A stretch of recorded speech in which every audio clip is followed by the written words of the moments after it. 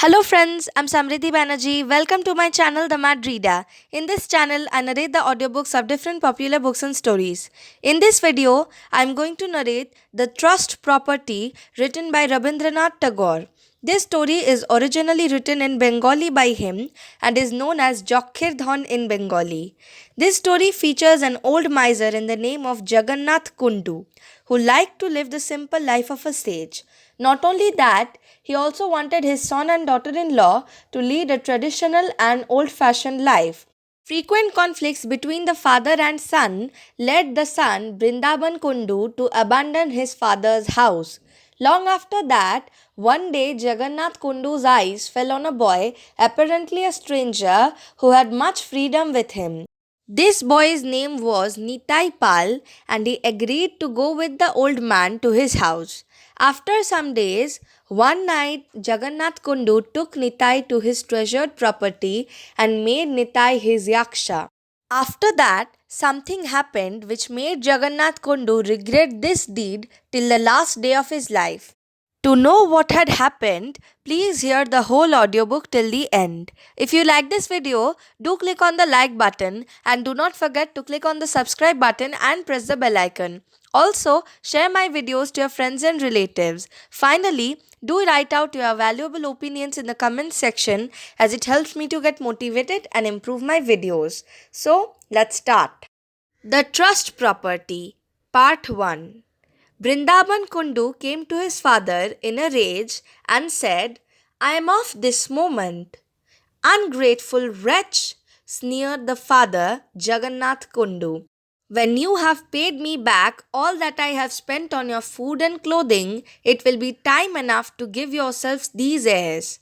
Such food and clothing was as customary in Jagannath's household could not have cost very much. Our rishis of old managed to feed and clothe themselves on an incredible small outlay. Jagannath's behavior showed that his ideal in these respects was equally high. That he could not fully live up to it was due partly to the bad influence of the degenerate society around him and partly to certain unreasonable demands of nature in her attempt to keep body and soul together. So long as Brindaban was single, things went smoothly enough. But after his marriage, he began to depart from the high and rarefied standard cherished by his sire. It was clear that the son's ideas of comfort were moving away from the spiritual to the material and imitating the ways of the world. He was unwilling to put up with the discomforts of heat and cold, thirst and hunger. His minimum of food and clothing rose apace. Frequent were the quarrels between the father and the son. At last, Brindaban's wife became seriously ill and a Kabiraj was called in. But when the doctor prescribed a costly medicine for his patient, Jagannath took it as a proof of sheer incompetence and turned him out immediately. At first, Brindaban besought his father to allow the treatment to continue. Then he quarrelled with him about it, but to no purpose. When his wife died, he abused his father and called him a murderer. "Nonsense," said the father. "Don't people die even after swallowing all kinds of drugs? If costly medicines could save life, how is it that kings and emperors are not immortal? You don't expect your wife to die with more pomp and ceremony than did your mother and your grandmother before her, do you?" Brindaban might have really derived a great consolation from these words had he not been overwhelmed with grief and become incapable of proper thinking. Neither his mother nor his grandmother had taken any medicine before making their exit from this world, and this was the time honored custom of the family. But alas, the younger generation was unwilling to die according to ancient custom. The English had newly come to the country at the time we speak of. Even in those remote days, the good old folks were horrified at the unorthodox ways of the new generation and sat speechless, trying to draw comfort from their hookahs. Be that as it may, the modern Brindaban said to his old father, "I'm off." The father instantly agreed and wished publicly that should he ever give his son one single pice in future, the gods might reckon this act of his as shedding the holy blood of cows. Vrindavan, in his turn, similarly wished that should he ever accept anything from his father, his act might be held as bad as matricide. The people of the village looked upon this small revolution as a great relief after a long period of monotony. And when Jagannath disinherited his only son, everyone did his best to console him. All were unanimous in the opinion that to quarrel with a father for the sake of a wife was possible only in these degenerate days, and the reason they gave was sound too. When your wife dies, they said, you can find a second one without delay, but when your father dies, you can't get another to replace him for love or money. Their logic was no doubt perfect, but we suspect that the utter hopelessness of getting another father did not trouble the misguided son very much. On the contrary, he looked upon it as a mercy. Nor did the separation from Brindaban weigh heavily on the mind of his father. In the first place, his absence from home reduced the household expenses. Then again, the father was freed from a great anxiety. The fear of being poisoned by his son and heir had always haunted him. When he ate his scanty fare, he could never banish the thought of poison from his mind. This fear had abated somewhat after the death of his daughter in law, and now that the son was gone, it disappeared altogether. But there was one tender spot in the old man's heart. Brindaban had taken away with him his 4-year-old son, Gokul Chandra. Now, the expense of keeping the child was comparatively small, and so Jagannath's affection for him was without a drawback. Still, when Brindaban took him away, his grief, as sincere as it was mingled at first with calculation as to how much he would save a month by the absence of the two, how much the sum would come to in the year, and what would be the capital to bring it in as interest. But the empty house, without Gokul Chandra in it to make mischief, became more and more difficult for the old man to live in. There was no one now to play tricks upon him when he was engaged in his puja, no one to snatch away his food and eat it, no one to run away with his ink pot when he was writing up his accounts. His daily routine of life, now uninterrupted, became an intolerable burden to him. He thought that this unworried peace was endurable only in the world to come. When he caught sight of the holes made in his quilt by his grandchild and the pen and ink sketches executed by the same artist on his walls, his heart was heavy with grief. Once upon a time, he had reproached the boy bitterly because he had torn his dhoti into pieces within the short space of 2 years. Now tears stood in Jagannath's eyes as he gazed upon the dirty remnants lying in the bedroom. He carefully put them away in his safe and registered a vow that should Gokul ever come back again, he should not be reprimanded even if he destroyed one dhoti a year. But Gokul did not return, and poor Jagannath aged rapidly. His empty home seemed emptier every day. No longer could the old man stay peacefully at home. Even in the middle of the day, when all respectable folks in the village enjoyed their after dinner siesta, Jagannath could be seen roaming over the village, hookah in hand. The boys, at the sight of him, would give up their play and, retiring in a body to a safe distance, chant verses composed by a local poet praising the old gentleman's economical habits. No one ventured to say his real name, lest he should have to go without his meal that day, and so people gave him names after their own fancy. The elderly people called him Jagannath, but the reason why the younger generation preferred to call him a vampire was hard to guess. It may be that the bloodless, dried up skin of the old man had some physical resemblance to the vampire's. Part 2.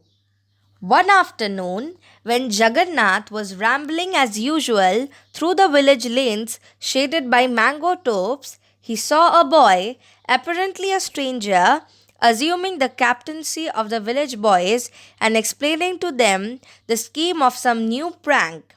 Won by the force of his character and the startling novelty of his ideas, the boys had all sworn allegiance to him. Unlike the others, he did not run away from the old man as he approached, but came quite close to him and began to shake his own chadar. The result was that a live lizard sprang out of it onto the old man's body and ran down his back and off towards the jungle. Sudden fright made the poor man shiver from head to foot, to the great amusement of the other boys, who shouted with glee. Before Jagannath had gone far, cursing and swearing, the gamcha on his shoulders suddenly disappeared, and the next moment it was seen on the head of the new boy, transformed into a turban. The noble attentions of this mannequin came as a great relief to Jagannath. It was long since any boy had taken such freedom with him. After a good deal of coaxing and many fair promises, he at last persuaded the boy to come to him, and this was the conversation which followed. "What is your name, my boy?" "Nitai Pal." "Where is your home?" "Won't tell." "Who's your father?" "Won't tell." "Why won't you?" "Because I've run away from home." "What made you do it?" "My father wanted to send me to school." It occurred to Jagannath that it would be useless extravagance to send such a boy to school, and his father must have been an impractical fool not to have thought so. "Well, well," said Jagannath, "how would you like to come and stay with me?" "Don't mind," said the boy, and forthwith he installed himself in Jagannath's house. He felt as little hesitation as though it were the shadow of a tree by the wayside. And not only that, he began to proclaim his wishes as regards his food and clothing with such coolness that you would have thought that he paid his reckoning in full beforehand, and when anything went wrong, he did not scruple to quarrel with the old man. It had been easy enough for Jagannath to get the better of his own child, but now, where other man's child was concerned, he had to acknowledge defeat. Part 3. The people of the village marveled when Nitai Pal was unexpectedly made so much of by Jagannath. They felt sure that the old man's end was near, and the prospect of bequeathing all his property to this unknown brat made their hearts sore. Furious with envy, they determined to do the boy an injury, but the old man took care of him as though he was a rib in his breast. At times, the boy threatened that he would go away, and the old man used to say to him temptingly, "I will leave you all the property I possess." Young as he was, the boy fully understood the grandeur of this promise. The village people then began to make inquiries after the father of the boy. Their hearts melted with compassion for the agonized parents, and they declared that the son must be a rascal to cause them so much suffering. They heaped abuses on his head, but the heat with which they did it betrayed envy rather than a sense of justice. One day, the old man learned from a wayfarer that one Damodar Pal was seeking his lost son and was even now coming towards the village. Nitai, when he heard this, became very restless and was ready to run away, leaving his future wealth to take care of itself. Jagannath reassured him, saying, "I mean to hide you where nobody can find you, not even the village people themselves." This whetted the curiosity of the boy, and he said, "Oh, where? Do show me." "People will know if I show you now. Wait till it is night," said Jagannath. The hope of discovering the mysterious hiding place delighted Nitai. He planned to himself how, as soon as his father had gone away without him, he would have a bet with his comrades and play hide and seek. Nobody would be able to find him. Wouldn't it be fun? His father, too, would ransack the whole village and not find him. That would be rare fun also. At noon, Jagannath shut the boy up in his house and disappeared for some time. When he came home again, Nitai worried him with questions. No sooner was it dark than Nitai said, "Grandfather, shall we go?" "It isn't night yet," replied Jagannath. A little while later, the boy exclaimed, "It is night now, grandfather. Come, let's go." "The village people haven't gone to bed yet," whispered Jagannath. Nitai waited but a moment and said, "They have gone to bed now, grandfather. I am sure they have. Let's start now." The night advanced. Sleep began to weigh heavily on the eyelids of the poor boy, and it was a hard struggle for him to keep awake. At midnight, Jagannath caught hold of the boy's arm and left the house, groping through the dark lanes of the sleeping village. Not a sound disturbed the stillness except the occasional howl of a dog, when all the other dogs far and near would join in the chorus, or perhaps the flapping of a night bird scared by the sound of human footsteps at that unusual hour. Nitai trembled with fear and held Jagannath fast by the arm. Across many a field they went, and at last came to a jungle where stood a dilapidated temple without a god in it. "What, here?" exclaimed Nitai in a tone of disappointment. It was nothing like what he had imagined. There was not much mystery about it. Often, since running away from home, he had passed nights in deserted temples like this. It was not a bad place for hide and seek, still, it was quite possible that his comrades might track him there. From the middle of the floor inside, Jagannath removed a slab of stone, and an underground room with a lamp burning in it was revealed to the astonished eyes of the boy. Fear and curiosity assailed his little heart. Jagannath descended by a ladder, and Nitai followed him. Looking around, the boy saw that there were ghadas on all sides of him. In the middle lay spread an asan, and in front of it were arranged vermilion, sandalwood paste, flowers, and other articles of puja. To satisfy his curiosity, the boy dipped his hand into some of the ghadas and drew out their contents. There was money and gold mohurs. Jagannath, addressing the boy, said, "I told you, Nitai, that I would give you all my money. I have not got much. These ghadas are all that I possess. These I will make over to you today." The boy jumped with delight. "All?" he exclaimed. "You won't take back a rupee, will you?" "If I do," said the man in solemn tones, "may my hand be attacked with leprosy. But there is one condition.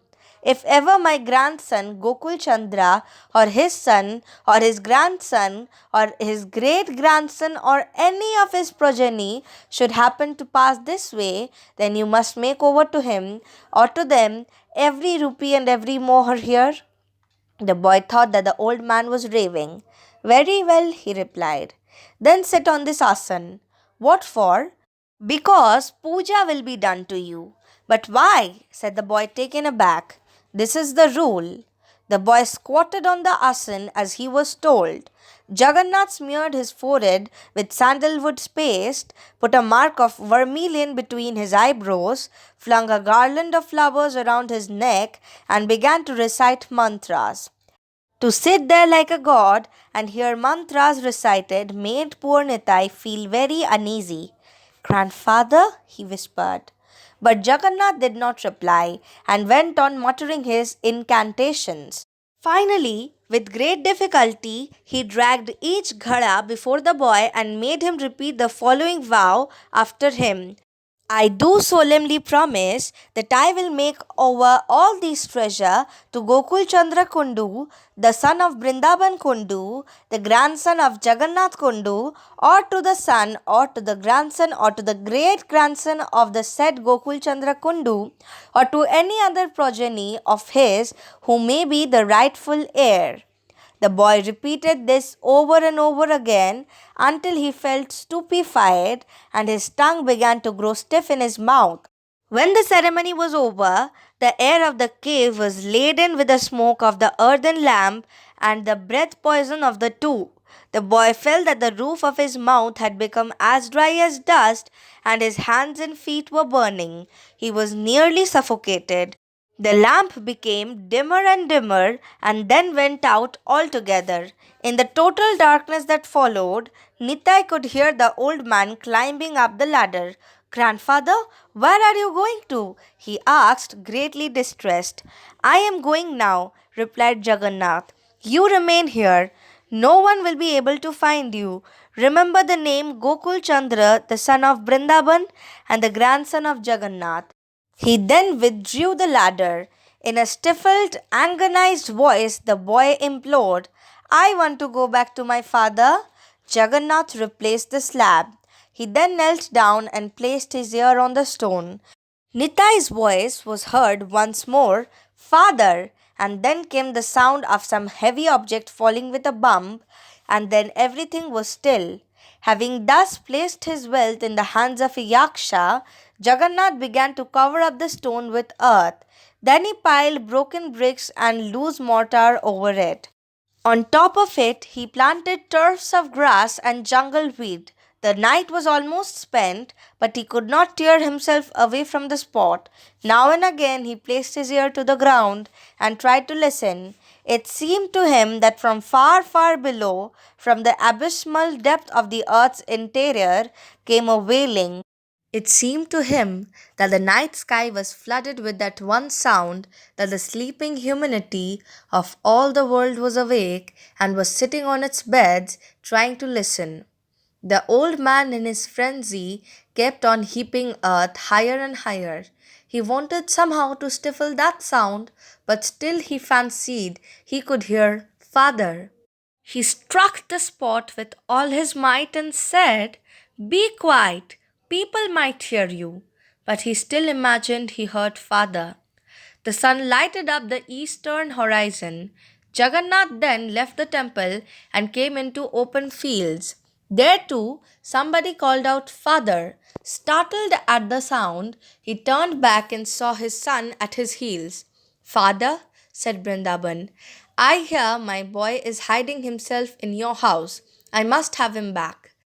With dilated eyes and a distorted mouth, the old man leaned forward and exclaimed, Your boy? Yes, my boy Gokul. He is Nitai Pal now, and I myself go by the name of Damodar Pal. Your fame has spread so widely in the neighborhood that we were obliged to cover up our origin, lest people should have refused to pronounce our names. Slowly, the old man lifted both his arms above his head. His fingers began to twitch convulsively as though he was trying to catch hold of some imaginary object in the air. He then fell on the ground. When he came to his senses again, he dragged his son towards the ruined temple. When they were both inside it, he said, Do you hear any wailing sound? No, I don't, said Brindaban. Just listen very carefully. Do you hear anybody calling out, Father? This seemed to relieve him greatly. From that day forward, he used to go about asking people, Do you hear any wailing sound? They laughed at the raving dotard. About 4 years later, Jagannath lay on his deathbed. When the light of this world was gradually fading away from his eyes and his breathing became more and more difficult, he suddenly sat up in a state of delirium. Throwing both his hands in the air, he seemed to grope for something, muttering, Nitai, who has removed my ladder? Unable to find the ladder to climb out of his terrible dungeon, where there was no light and no air to breathe, he fell on his bed once more and disappeared into that region where no one has ever been found out in the world's eternal game of hide and seek. The story ends here.